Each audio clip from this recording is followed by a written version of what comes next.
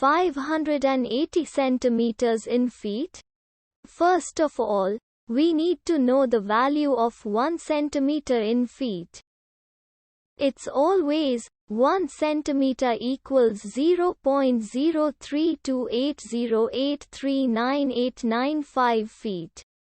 Now we have to multiply 0.03280839895 by 580.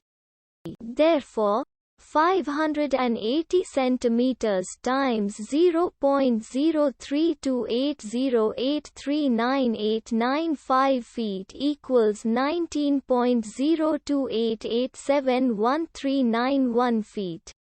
So, in other words, 580 centimeters equals 19.028871391 feet. We hope you have enjoyed this video. Please like and subscribe to our channel for more videos like this.